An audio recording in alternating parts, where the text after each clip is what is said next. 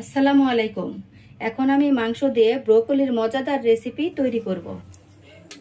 আমি ব্রোকলিগুলো পানি উতলাই নিয়ে ভাপ দিয়ে নিয়েছি। ভাপ দিয়ে এখন এটা চুলায় দিব। এখানে কিছুটা মুরগির মাংস নিয়েছি। এই মাংসটা ব্রোকলিতে রান্না করব। এখন কড়াইতে আমি কিছুটা তেল দিয়ে দিচ্ছি। এখন আমি কতগুলো পেঁয়াজ এবং কাঁচামরিচ কেটে নিয়েছি, এটা দিয়ে দিব।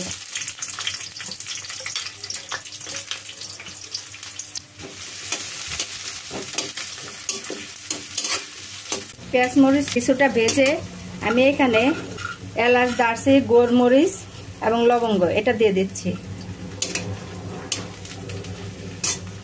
এটা কিছুক্ষণ ভেজে এখানে কতগুলা আস্তা জিরা দিয়ে দিলাম।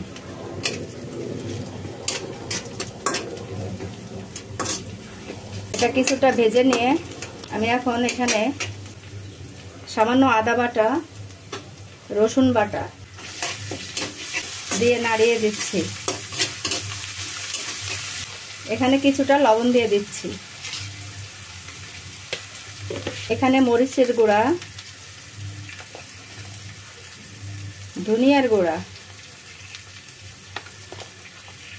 সামান্য হলুদের গুঁড়া দিয়ে কিছুক্ষণ কষিয়ে নিব। এখানে একটু পানি দিয়ে দিই যাতে মশলাটা পুড়ে না যায়।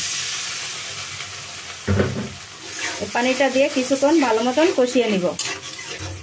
এখানে মাংসটা দিয়ে দিব। ছোট ছোট করে কেটে নিয়েছি। দিয়ে কিছুক্ষণ কষিয়ে নিব।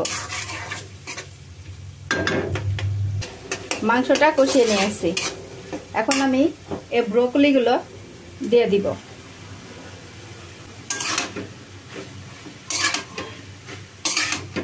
এটা এখন ভাজি ভাজি করে ফেলবো।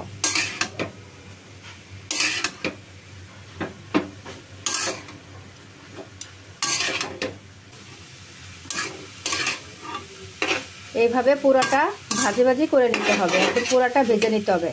হালকা একটু জুসি জুসি ভাব থাকবে।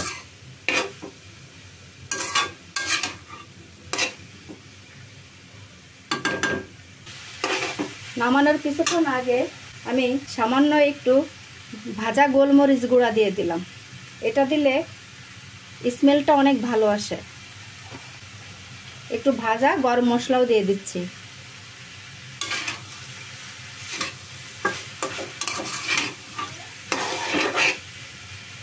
তৈরি হয়ে গেল মাংস দিয়ে ব্রোকলি ভাজি।